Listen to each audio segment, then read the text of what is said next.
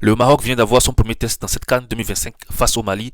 Un but partout pour les deux équipes qui sont dans ce groupe, pas de la mort, mais un groupe quand même compliqué, avec une troisième journée qui va être électrique. Les gars, je vous assure, actuellement, à l'heure où je vous parle, le Maroc a 4 points et n'est pas encore qualifié.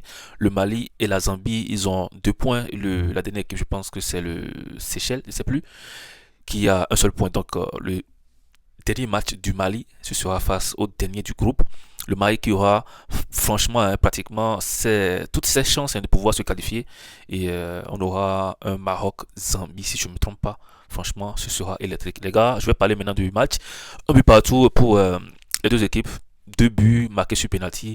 Des penalties quand même mieux arbitrés comparé au match Égypte-Afrique du Sud où j'ai trouvé quand même l'arbitrage grotesque. Les gars, c'était catastrophique. Ce soir, je me suis bien régalé. J'ai vu un arbitre, apparemment c'est lui le plus jeune de leur compétition. Il a arbitré de façon sereine, de façon intelligente. Il a visualisé la VAR plus de 2 fois. Et cette décision quand même était, voilà, logique. Deux penalties, deux buts marqués sur penalty. Brahim Diaz et Sinamoko, le joueur de Auxerre, le nom m'échappe. Bon, c'est Sinamoko, si je ne me trompe pas. Hein, voilà. Et voilà, un match fermé, tactique, mais avec aussi beaucoup d'occasions. La dernière seconde du match, c'était le moment où tout le monde a retenu sa respiration. Le Mali était à ça. Le Mali était à 1,000001 de faire un contre son camp. Et le gardien malien, franchement, c'est un extraterrestre. Ce gars, on peut le comparer à Manuel Neuer. Bravo, je vais lui donner mes acclamations. Franchement, c'était un arrêt digne d'un Manuel Neuer, digne d'un Oliver Kahn, digne d'un Lehmann. J'appelle des noms allemands parce que dans ce registre, les Allemands sont tellement forts sur les arrêts sur la ligne. C'était un arrêt sur sa ligne.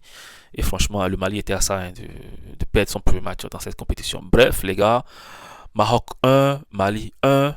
Le test du Maroc a été passé, je ne pense pas brillamment, hein, mais de façon passable, parce que le Maroc, hein, c'est quand même l'équipe haute. C'est quand même cette équipe-là qui nous a montré tellement de bonnes choses, avec plusieurs séries de matchs gagnés sans défaite, et une équipe aussi qui nous a montré de belles choses hein, en Coupe du Monde passée. Aujourd'hui, ils sont chez eux, ils organisent la CAN 2025, et on attend beaucoup hein, pensent qu'ils vont remporter cette CAN à domicile.